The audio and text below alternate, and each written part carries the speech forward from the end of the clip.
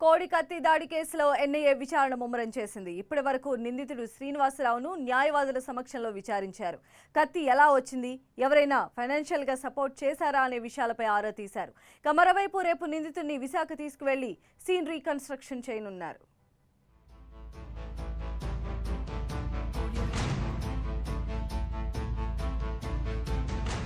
విశాఖ ఎయిర్పోర్ట్లో వైసీపీ అధినేత జగన్ పై జరిగిన దాడి కేసులో ఎన్ఐఏ స్పీడ్ పెంచింది.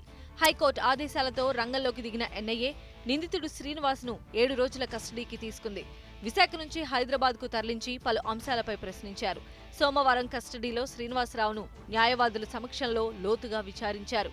దాడి చేయడానికి ఉన్న ప్రధాన కారణంపై దృష్టి పెట్టిన అధికారులు ఈ ఘటన వెనుక ఎవరైనా ఉన్నారా అనే కోణంలోనూ నిందితుడిని ప్రశ్నించారు. 3వ రోజు న్యాయవాదుల సమక్షంలోనే విచారించిన అనంతరం శ్రీనివాసరావు నుంచి స్టేట్మెంట్ రికార్డ్ చేశారు. కోర్టు ఆదేశాల మేరకు తమ కస్టడీలోకి తీసుకునే ముందు ఉదయం శ్రీనివాసరావుకు వైద్య పరీక్షలు నిర్వహిస్తున్నారు. ఆ తరువాత ఎన్ఐఏ అధికారి డీఐజీ ప్రవీణ్ కుమార్ నేతృత్వంలోని టీం సభ్యులు పలు అంశాలపై ప్రశ్నిస్తున్నారు.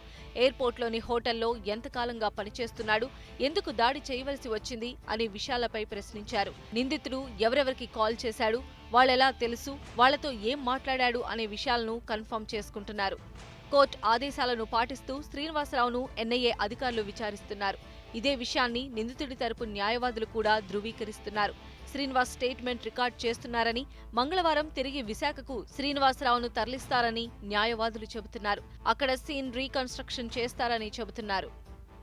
జగన్పై కోడి కత్తితో దాడి కేసు తెలుగు రాష్ట్రాల్లో సంచలనం సృష్టించింది. మరి ఈ కేసులో ఎన్ఐఏ అధికారులు ఎలాంటి పురోగతి సాధిస్తారు?